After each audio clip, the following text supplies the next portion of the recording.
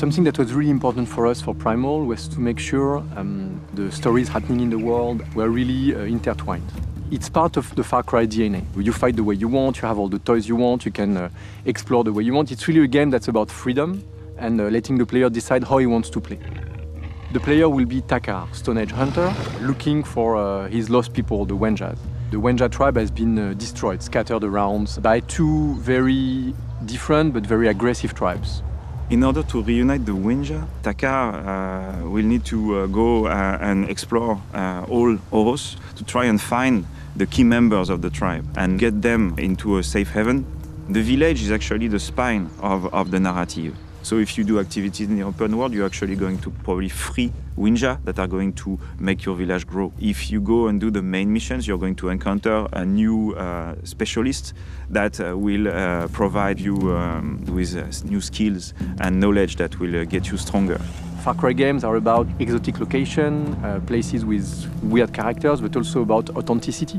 So when the team decided to recreate the Proto-Indo-European language, we turned to experts that we found to help us recreate a language that has been dead for 12,000 years.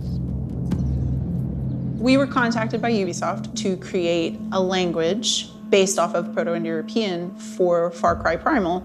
First, we thought it was going to be something small, and then it became clear that the entire game was going to be in at least 2, if not 3, versions of Proto-Indo-European, which is huge. So Proto-Indo-European was a language that was spoken thousands of years ago. It's the source of many languages that are spoken today, languages like English and Spanish and Russian, but also the source of ancient languages like Latin, Greek, and Sanskrit. For Wenja, what we wanted to do was to create a Proto-Indo-European, something that goes even further back in time. So we looked at certain very ancient features of Proto-Indo-European, and we assumed them to be the baseline for not only the Wenja tribe, but also the Udam. Nakrabi, Hirakispata. The creative team views the Azila as a more advanced tribe, so we thought it would be a good idea to give them a more advanced stage of the language.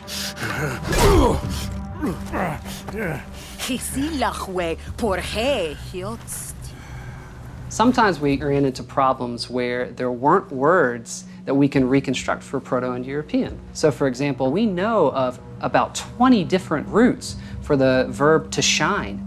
We have no idea how they said yes. It's been quite an exciting and even moving experience to see how the culture that was dead for thousands of years could be brought back. We like to produce games that are set in places or times where, in addition to have fun, you could learn a little something or discover something that is part of our world and our cultures. It's this kind of experience we also wanted to show in Primal, show a bit what was the life of Stone Age hunters. And this is what the player will experience.